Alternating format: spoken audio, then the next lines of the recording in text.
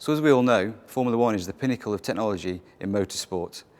As I'm sure you've all seen on the TV and in magazines, there are lots of pictures of Formula One cars. But wouldn't it be really cool if we took a Formula One car and split it and opened it, just like an apple? Here at the Sauber F1 team, that's exactly what we've done. We've cut a car straight down the centre line. It's taken us 2 years, but here it is. One of the challenging points of designing a Formula One car are positioning and packaging all the components that make the Formula One car work. Here you can see all these components and how they're positioned on the car. So starting at the rear, we've got the gearbox, we've got the clutch, we've got the engine, we've got the oil tank, we've got the fuel system. Here we've got all the electronic boxes. And then moving up to the front, we've got all the pedals and the steering system. Now, it's very important on a Formula One car that we keep all the weight very low. This reduces the centre of gravity of the car and brings us performance. So this is the car steering system. We start with a steering wheel. Clearly it's not just a steering wheel. It also doubles up as the driver's interface to the rest of the car and also to the pits. On the back of the steering wheel we have the gear shift paddles and also the paddle to lift the clutch. On the front there are many buttons to talk to the guys in the pit lane, to change engine settings, to save fuel, more power. And in the middle there's a little computer screen which tells him if there's any problems with the car, its split times, all sorts of really useful data for him. From the steering wheel we come down the steering column, the thin wall carbon tube which has quite a tortuous route as it comes down through the car. It has to come through the pedals, turn an angle and then come down to the steering system. The steering system is actually a very simple steering system due to the regulations and very similar to that you have on the road car, obviously a lot smaller and lighter.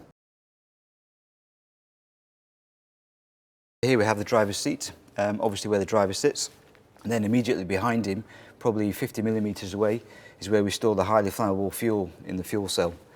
This is a Kevlar fuel system, and as you can see we have lots of horizontal baffles in there. Now if we didn't have these horizontal baffles, the fuel would surge around, particularly under braking with the high G levels and in cornering. In each of the baffles there are little flap valves which allow the fuel to go down but not up. So as the fuel drains, the fuel could never come above one of these horizontal baffles. By doing this, we keep the centre of gravity, as always, as low as possible.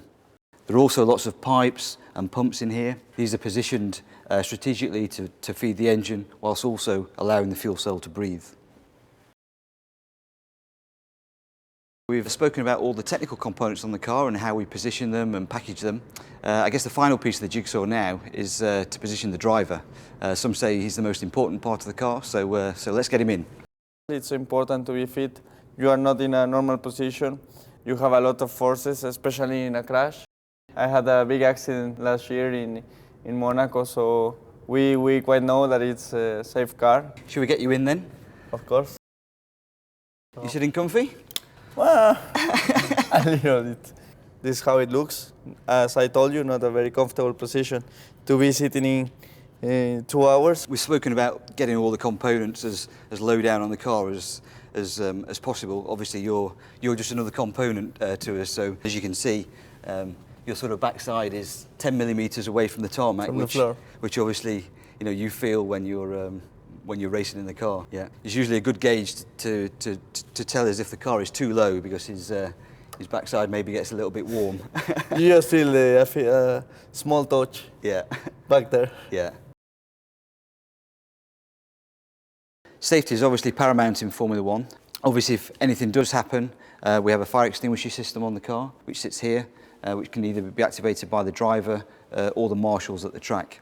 The actual chassis is one big safe haven for the driver. We make the chassis from carbon and honeycomb, so it's very, very strong and very light. There are many other safety features on the car, such as the head padding to stop the driver's head getting injured. We have crash structures above the driver's head and in front of the driver. And then as we move down the car, we have a crash zone at the front. All this packaging that we've spoken about makes it very difficult to try and find anywhere for my apple to fit, other than this huge void at the front which has to be reserved for the frontal crash test. So anyway, I hope you've enjoyed your tour of a cutaway Sauber F1 car. Thank you very much.